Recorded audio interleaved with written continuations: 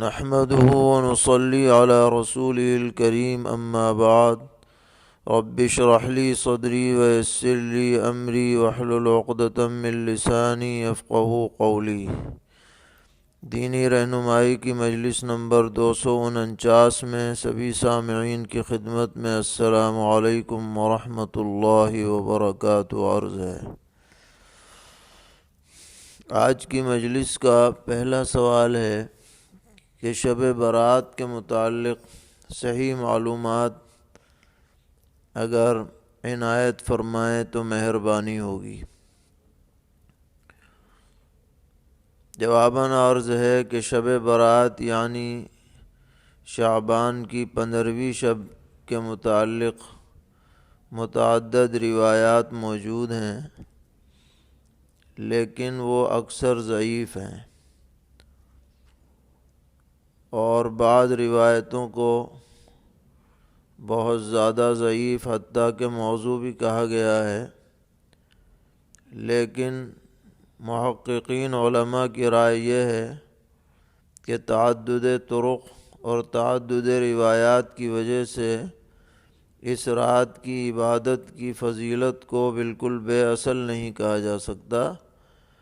اسی لیے حضرات فقہاء کرام نے جن راتوں میں عبادت کرنے کو مستحب کہا ہے ان میں ایک شعبان کی 15ویں شب بھی ہے۔ اس لیے اگر کوئی اس رات میں عبادت کا اہتمام کرے تو اچھی بات ہے، لیکن خیال یہ رہنا چاہیے کہ اس رات میں انفرادی عبادات کا حکم ہے، یعنی تنہا لوگ اپنے اپنے گھروں میں الگ الگ عبادات میں مشغول رہیں۔ کوئی اجتماعی عبادت ثابت نہیں ہے کہ سب اکٹھے ہو کر کے کسی جگہ جمع ہو کر کے کوئی کام کریں، ایسا کسی روایت میں نہیں ہے۔ البتہ انفرادی طور پر کریں تو اچھی بات ہے۔ اور جو بہت زیادہ آج کل تام جھام ہونے لگا ہے اور کچھ ایسی حرکتیں بھی ہونے لگیں جو بالکل شریعت سے میل نہیں کھاتی ہیں، اس سے بہرحال بچنا چاہیے۔ اور قبرستان میں جانا اتفاقیہ طور پر انفرادی طور پر کوئی جائے تو ٹھیک ہے، لیکن باقاعدہ مجمع بنا کر، ٹولیاں بنا کر، چراغاں کر کے اور پورا ایک میلے کا سما بنانا یہ بالکل صحیح نہیں ہے۔ اس سے ہر شخص کو بچنا چاہیے۔ اور رہ گئی آتش بازی وغیرہ، وہ تو ناجائز حرام ہے ہی، اس سے تو بہرحال بچنا لازم ہے۔ اللہ تعالیٰ سب کو صحیح راستے پر چلنے کی توفیق عطا فرمائے۔ سوال کرتے ہیں کہ صحابہ کرام رضی اللہ تعالی عنہم میں سب سے پہلے قرآن پاک کا حافظ کون ہوا؟ جواباً عرض ہے کہ قرآن پاک کا نزول وقفے وقفے سے مختصر آیتوں یا صورتوں کی شکل میں ہوتا تھا، اس لیے یہ کہنا تو مشکل ہے کہ سب سے پہلا حافظ کون ہے۔ نبی اکرم علیہ الصلاۃ کو تو اللہ تعالیٰ نے پورا قرآن کریم خود بخود آپ کے سینے میں محفوظ فرمایا تھا، لیکن حضرات صحابہ میں کون سب سے پہلے حافظ بنا اس کی کوئی پختہ دلیل نہیں ہے۔ تاہم بہت سے صحابہ کرام رضی اللہ عنہم وہ تھے جنہوں نے خود پیغمبر علیہ السلام کی زندگی میں قرآن پاک حفظ کر لیا تھا، جن میں حضرات خلفائے راشدین سیدنا حضرت ابو بکر صدیق رضی اللہ تعالی عنہ، سیدنا حضرت فاروق اعظم رضی اللہ تعالی عنہ، سیدنا حضرت عثمان غنی رضی اللہ تعالی عنہ، سیدنا حضرت علی مرتضیٰ رضی اللہ تعالی عنہ، اسی طرح سیدنا حضرت عبداللہ ابن مسعود، سیدنا حضرت ابی ابن کعب، سیدنا حضرت معاذ ابن جبل، سیدنا حضرت سالم مولا ابی حذیفہ، اور بھی بعض حضرات ہیں جن کا ذکر علماء نے کیا ہے کہ یہ وہ صحابہ تھے کہ جو حفاظ صحابہ میں جن کا شمار ہوتا تھا۔ لیکن سب سے پہلے ان میں کس نے حفظ کیا اس کی کوئی صراحت ہمارے علم میں نہیں ہے۔ مشہور ہے روافظ کی طرف سے کہ سیدنا حضرت علی کرم اللہ تعالی وجہ صحابہ میں سب سے پہلے حافظ تھے، لیکن اس کی کوئی مستند دلیل قائم کرنا مشکل ہے۔ سوال کرتے ہیں میری رہنمائی فرمائیں کہ میرے دل اور زبان پر صرف اللہ کا نام رہے۔ جواباً عرض ہے کہ آپ جیب میں تسبیح رکھیں اور جب بھی خالی وقت ملے تسبیح پر ذکر پڑھتے رہیں، سبحان اللہ، الحمدللہ، لا الہ الا اللہ۔ جب کثرت سے ذکر ہوگا تو دل میں بھی اللہ کی یاد مستحکم ہو جائے گی۔ سوال ہے کسی شخص کا شعبان کے مہینے میں مرحومین کے ایصال ثواب کے لیے لوگوں کو جمع کر کے اجتماعی طور پر قرآن کریم کی چند صورتیں یا سورہ یاسین پڑھوا کر اجتماعی دعا پھر ناشتہ وغیرہ کا انتظام کرے تو ایسا کرنا صحیح ہے یا نہیں؟ جواباً عرض ہے کہ اس طرح ایصال ثواب اور پھر ناشتے کا اہتمام یہ کہیں ثابت نہیں ہے، اس سے اجتناب کرنا چاہیے۔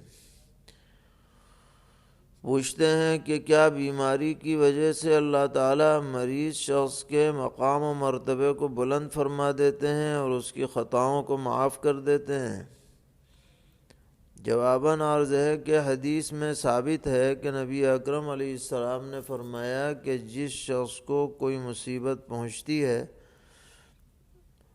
اور وہ اس سے اجر و ثواب کی امید رکھتا ہے اور جزا فضا نہیں کرتا تو اللہ تعالیٰ اس مصیبت کی بدولت اس سے اس کے گناہوں کو معاف فرما دیتے ہیں۔ فرمایا یہاں تک کہ اگر کسی کو کانٹا بھی چبھ جائے تو وہ بھی اس کے لیے کفارہ سیئات بنتا ہے۔ یہ حدیث بخاری مسلم میں موجود ہے۔ اس لیے آدمی اگر کسی تکلیف میں مبتلا ہو تو اللہ تعالیٰ سے گناہوں کے کفارے کی امید رکھنی چاہیے۔ فرماتے ہیں بچے ہوئے کھانے کا کیا کرنا چاہیے؟ جواباً عرض ہے کہ اس کو محفوظ رکھ لیں، اگلے وقت استعمال کر لیں یا کسی اور کو دے دیں، اس کو ضائع نہ کریں۔ ضائع کرنے سے بہرحال بچنا چاہیے، ناقدری نہیں ہونی چاہیے رزق کی۔ پوچھتے ہیں کیا درود شریف پڑھنے سے غم اور پریشانی ختم ہو جاتی ہے؟ کیا حدیث شریف میں اس طرح کا کوئی مضمون ملتا ہے؟ جواباً عرض ہے کہ جی ہاں، اس بارے میں ایک حدیث میں صراحت ہے۔ سیدنا حضرت ابی بن کعب رضی اللہ تعالی عنہ نے پیغمبر علیہ السلام سے سوال کیا تھا کہ میں آپ کی خدمت میں کتنا درود پڑھا کروں؟ تو پیغمبر علیہ السلام نے فرمایا کہ جتنا تمہارا جی چاہے۔ تو وہ بہرحال بڑھاتے رہے، پھر فرمایا کہ میں چاہتا ہوں کہ بس میں درود ہی پڑھتا رہوں۔ تو آپ نے ارشاد فرمایا اذن یکفی ہمک ویغفر لک ذنبک، کہ اگر تم درود شریف پڑھتے رہو گے تو تمہارا فکریں دور ہو جائیں گی اور تمہاری مغفرت کا فیصلہ ہوگا۔ اس لیے بکثرت درود شریف کا اہتمام اچھی بات ہے۔ پوچھتے ہیں گھر میں بکری کا ہونا محتاجی کے 70 دروازے بند کر دیتا ہے، کیا یہ حدیث صحیح ہے؟ جواباً عرض ہے کہ یہ روایت الفردوس جو دیلمی کی کتاب ہے اس میں اور جامع کبیر سیوطی میں نقل کی گئی ہے، لیکن اس کی کوئی سند ذکر نہیں کی، اس لیے اس کا کوئی اعتبار نہیں کیا جا سکتا۔ ایسی روایتوں کو پیغمبر علیہ السلام کی طرف منسوب نہیں کرنا چاہیے اور آپ کی طرف نسبت کر کے بیان بھی نہیں کرنا چاہیے۔ سوال کرتے ہیں کہ شیخ الحدیث حضرت مولانا محمد زکریا صاحب رحمۃ اللہ علیہ کے معمولات میں لکھا ہے کہ آپ روزانہ قرآن پاک کی تلاوت اس طرح فرماتے تھے کہ ایک ہی پارے کو 24 گھنٹے میں نماز اور غیر نماز میں دہراتے تھے۔ تو کیا کوئی شخص اگر 4-5 پارے پڑھنا چاہے اور ایک صفحے کو 5 یا 10 مرتبہ پڑھے تو اس طریقے سے 5 مرتبہ پورا کرے تو کیا گنجائش نکل سکتی ہے؟ جواباً عرض ہے کہ جی ہاں، جتنی مرتبہ پڑھے گا اتنے ہی مرتبہ اس کو ثواب ملے گا۔ حساب لگا کر کے ترتیب سے پڑھنا چاہیے۔ سوال کر رہے ہیں کہ ایک شخص سرکاری ٹیچر ہے، اسے محکمے کی طرف سے شرکیہ افعال کرنے کو کہا جاتا ہے جیسے پوجا وغیرہ، لیکن وہ دل سے آمادہ نہیں ہوتا، تو اس کے ساتھ اتنی رعایت کی جاتی ہے کہ آپ جب غیر لوگ پوجا کر رہے ہوں تو آپ صرف وہاں کھڑے ہو کر شریک ہو جایا کریں۔ تو شرعی نقطہ نظر سے اسے کیا کرنا چاہیے؟ یا ملازمت ترک کر دینی چاہیے؟ جواباً عرض ہے کہ کسی مسلمان کے لیے کسی غیر کی پوجا میں ہرگز شرکت جائز نہیں ہے، لہذا پوجا کے کسی بھی عمل میں وہ شریک نہ ہو، اور اگر مجبوراً کہیں کھڑا ہونا پڑ جائے تو دلی انقباض رکھے اور دل سے توبہ استغفار کرتا رہے، اور جہاں تک ہو ایسی صورتحال سے اپنے کو بچائے۔ پوچھتے ہیں کہ ہم نے متعدد علماء سے یہ روایت سنی ہے کہ جب امت میں 15 خصلتیں پائی جائیں گی تو ان پر آفات و بلیات کا لگاتار پے در پہ نزول ہوتا رہے گا، جن میں ہے اذا اتخذ الفیء دولا والامانۃ مغنما والزکاۃ مغرما۔ یہ سب نشانیاں بیان کی گئی ہیں، تو یہ روایت کس درجے کی ہے، اسے بیان کر سکتے ہیں یا نہیں؟ جواباً عرض ہے کہ ترمذی شریف میں یہ روایت موجود ہے، لیکن سنداً ضعیف ہے، مگر اتنی ضعیف نہیں ہے کہ اسے بیان نہ کیا جا سکے، لہذا ترہیب کے طور پر بیان کر سکتے ہیں، اور اس طرح کی روایتوں کو اس ضرورت سے بیان کرنے کی گنجائش ہے۔ سوال کر رہی ہیں کہ جو عورتیں آرٹیفیشل سونے وغیرہ کی چیزیں پہنتی ہیں وہ اگر ناپاک ہو جائیں تو ان کے پاک کرنے کا کیا طریقہ ہے؟ مثلاً عورت ہاتھوں میں سونے یا تانبے کی انگوٹھی پہنتی ہے، بسا اوقات بچے اس پر پیشاب کر دیتے ہیں یا گندا پانی لگ جاتا ہے، تو پاک کرنے کا کیا طریقہ ہے؟ جواباً عرض ہے کہ اس کو اچھی طرح سے پانی سے دھو لیا جائے اور اسی سے اس کی پاکی ہو جائے گی، اور یہی بہتر طریقہ ہے۔ پوچھتے ہیں اگر غسل آدمی نے کیا لیکن منہ میں کلی نہیں کی اور ناک میں پانی نہیں ڈالا تو غسل ادا ہو جائے گا یا نہیں؟ جواباً عرض ہے کہ غسل میں کلی کرنا اور ناک میں پانی ڈالنا فرض ہے، اگر یہ چھٹ جائے تو غسل صحیح نہیں ہوگا، اسے کلی اور ناک میں پانی ڈالنے کا اہتمام کرنا چاہیے۔ سوال ہے کہ استنجا کرتے وقت لنگی کو گھٹنے سے اوپر تک کھولنا شرعاً کیسا ہے؟ جواباً عرض ہے کہ اگر پردے کی جگہ ہے جہاں کسی کی نظر نہیں پڑ رہی تو کھول سکتے ہیں، لیکن اگر بے پردگی کی جگہ ہے تو جہاں تک ممکن ہو ستر کا اہتمام کریں۔ پوچھتے ہیں دکاندار یا غیر دکاندار کا مسجد میں فرض نماز نہ پڑھ کر گھر میں فرض نماز پڑھنا کیسا ہے؟ اس سے اس کی نماز ادا ہوگی یا نہیں؟ جواباً عرض ہے کہ گھر میں نماز اگر پڑھے گا تو فرض تو ادا ہو جائے گا، لیکن مسجد کا جو ثواب ہے 27 گنا وہ نہیں ملے گا، اس سے محرومی رہے گی۔ پوچھتے ہیں بدعتی امام کے پیچھے نماز ہوگی یا نہیں؟ جواباً عرض ہے کہ فرض تو ادا ہو سکتا ہے لیکن سخت مکروہ ہے، جہاں تک ممکن ہو اس سے بچنا چاہیے۔ سوال ہے کہ اگر اہل حدیث کی مسجد میں باجماعت نماز پڑھی تو نماز ادا ہوگی یا نہیں؟ جواباً عرض ہے نماز ادا ہو جائے گی، البتہ اگر کوئی مفسد صلاۃ بات پیش آ گئی تو ظاہر ہے کہ پھر نماز نہیں ہوگی۔ کہتے ہیں ایک امام اچھی طرح قرآن نہیں پڑھتا ہے تو اس کے پیچھے نماز کا کیا حکم ہے؟ جواباً عرض ہے کہ اگر معمولی غلطی ہے تو نماز ادا ہو جائے گی، اور اگر ایسی غلطی ہے جس سے نماز میں فساد آ جاتا ہے تو نماز صحیح نہیں ہوگی، اور اس کا پتہ جب چلے گا جب سن لیا جائے کہ وہ کس درجے کی غلطی ہے، تو کسی قریبی عالم کو اس کی قرأت سنانی چاہیے تو پتہ چلے گا کہ وہ امامت کے قابل ہے یا نہیں۔ سوال ہے کہ عشاء کی نماز کے بعد جو نفلیں پڑھی جاتی ہیں ان کو بیٹھ کر پڑھنا سنت سے ثابت ہے یا مستحب ہے، اس کو کس طرح پڑھیں؟ جواباً عرض ہے کہ عشاء کے فوراً بعد جو سنت مؤکدہ ہے یہ تو کھڑے ہو کر ہی پڑھنی چاہیے اور بلا عذر بیٹھ کے نہ پڑھے، اور وطر کے بعد جو 2 رکعت نفل ہے وہ بیٹھ کے بھی پڑھ سکتے ہیں، پیغمبر علیہ السلام سے ثابت ہے، لیکن عام لوگوں کے لیے پورا ثواب جب ہی ملے گا جب کہ کھڑے ہو کے پڑھیں۔ پوچھتے ہیں سورہ حج میں جو دوسرا سجدہ ہے اس کے نہ کرنے پر کیا کوئی حدیث میں وعید وارد ہے؟ حالانکہ حنفیہ کے نزدیک یہ سجدہ مشروع نہیں ہے، اس کی کیا توجیہ ہے؟ جواباً عرض ہے کہ حدیث میں وعید ہے حضرت عقبہ ابن عامر رضی اللہ تعالی عنہ کی روایت میں، جس میں یہ ہے کہ جس نے یہ 2 سجدے نہیں کیے سورہ حج کے، اس نے ان دونوں کو نہیں پڑھا۔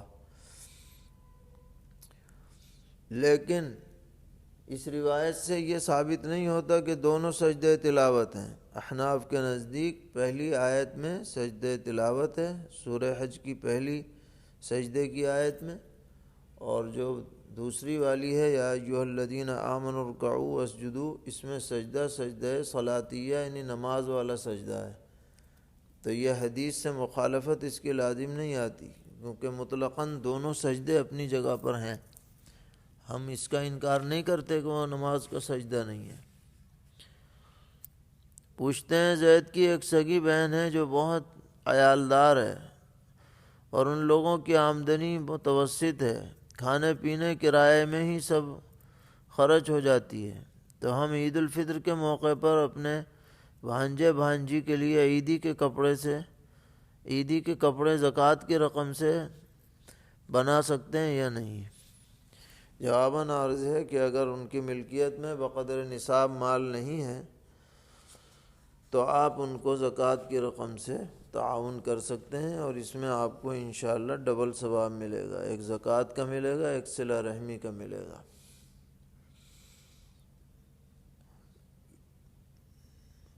سوال کر رہے ہیں کہ ہماری ماہانہ آمدنی مثلا تنخواہ، پنشن، مکان یا دکان کے کرائے کی شکل میں رقومات ماہ بماہ حاصل ہوتی ہیں اور ان میں اخراجات کی وجہ سے کمی بیشی ہوتی رہتی ہے، صرف اسی رقم پر پورا سال گزرتا ہے جو دوران سال بینک اکاؤنٹ میں سب سے کم مندرج ہو، ایسی صورت میں زکوٰۃ کس رقم پر ادا کی جائے؟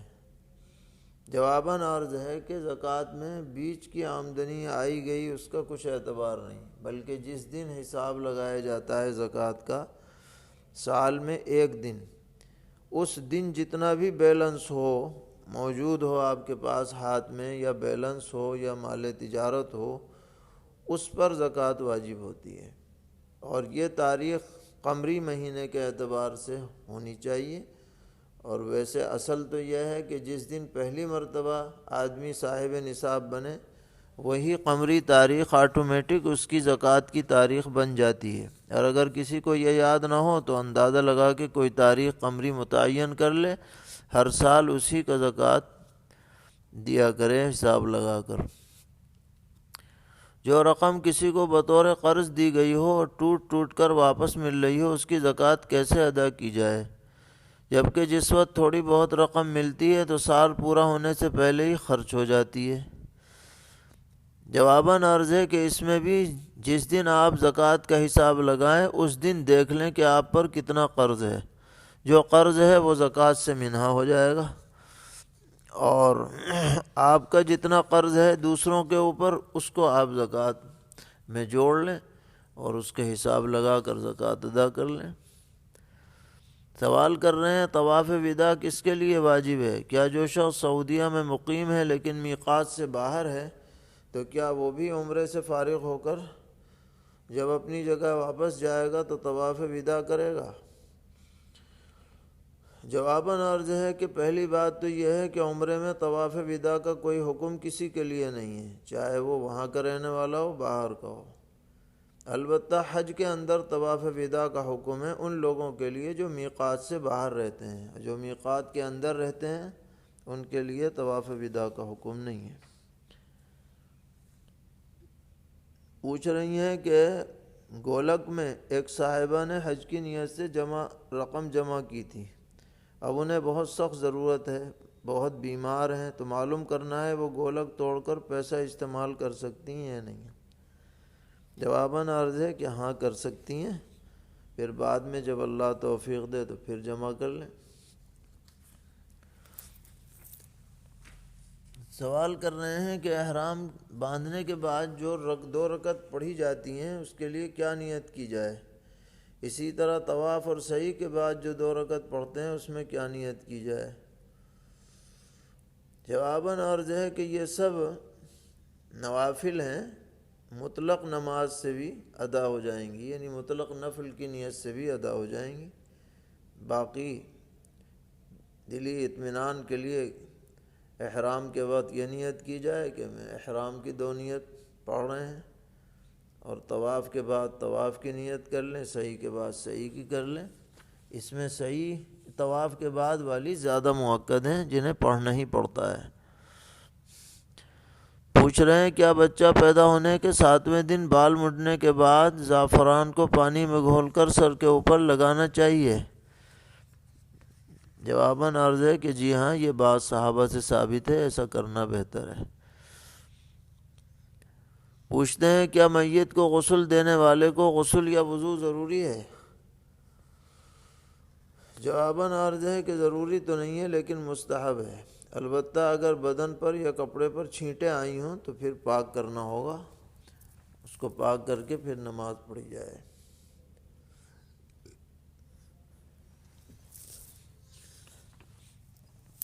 سوال کر رہے ہیں میت کو پیٹھ کے بل چت لٹانا کیسا ہے؟ جواباً عرض ہے کہ لٹا سکتے ہیں لیکن چہرہ قبلے کی طرف کر دیں۔